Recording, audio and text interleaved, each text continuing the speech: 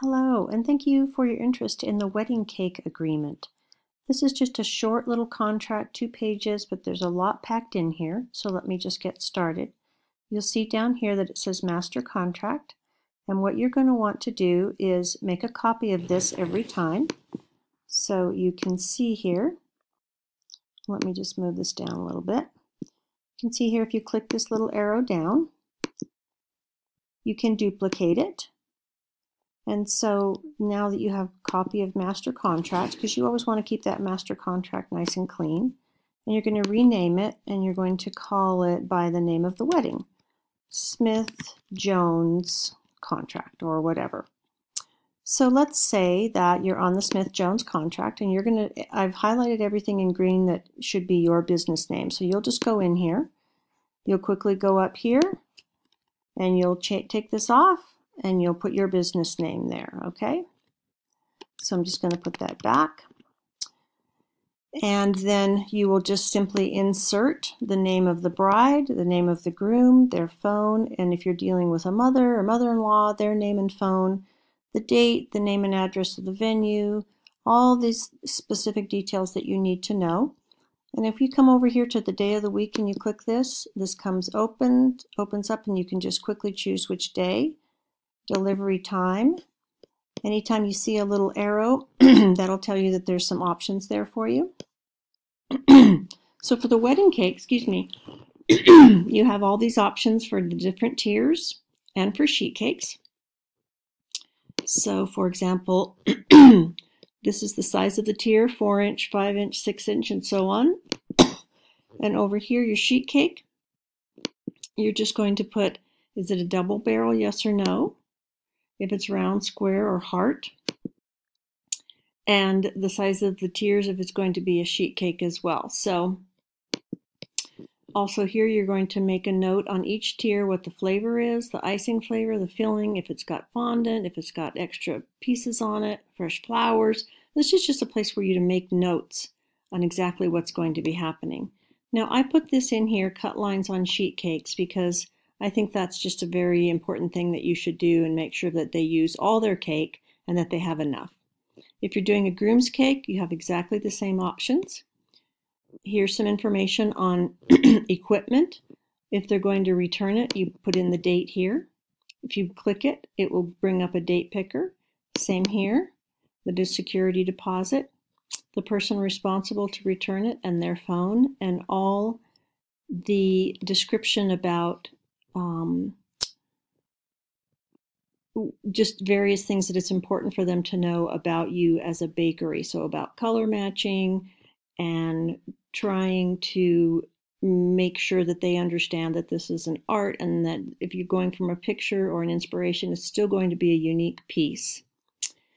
Then let's say you put in your cake. Let's say it's going to be $4.75. Okay. Now I've calculated my tax here. This is my tax. So what you will do when you get this and you want to fix your tax, you'll go up here, and this blue one here is where you're going to put in whatever your tax rate is. Mine is 7.3125%. So that's how you write that in the formula. So be careful that you don't delete that formula. If you do, no worries, because you can go back to your master contract where you have everything and you can just replace it, or you can just start over with a new one. Okay, so let's say that I gave a $25 cake tasting. I'm giving them credit. So that came down to their balance due.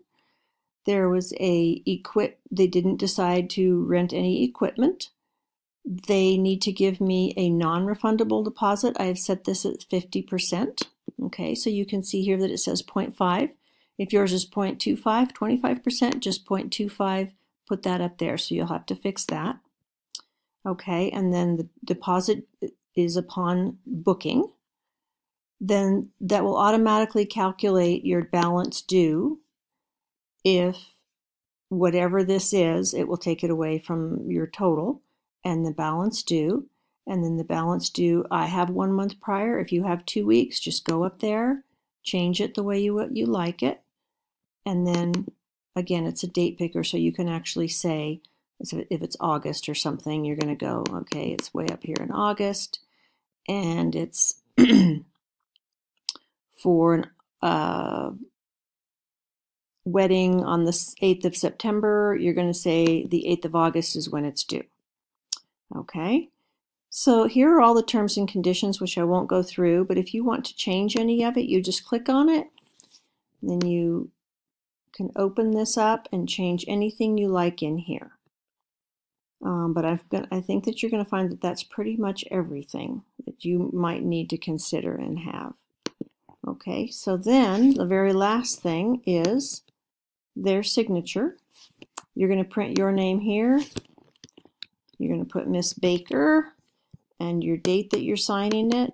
Double click and you'll get a date picker. You're going to be signing it. Let's say you sign it February 27th, right? Then you're going to print their name, whoever's going to be signing it, and they can then pick, if you've given it to them as a spreadsheet, which I don't recommend. I recommend you give it to them as a PDF. They can do this, but you can leave that blank. They can sign it. You can use the website hellosign.com for them to be able to sign PDFs. And the rest of this is left blank. And I have my copyright down here. So what I would like to show you is how this is going to look and how you're going to download this as a PDF, because what you want to do is give them a PDF that they cannot change anything. Downloading a PDF is like making a copy of something. All this is editable, but you don't want to give them the editable file.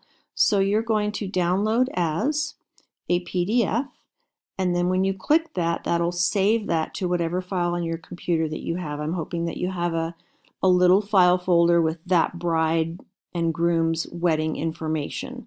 So, or maybe you keep all your contracts in one file, whatever you like to do. Then you have a PDF. They cannot change anything that's in there. The only thing they can do is sign it.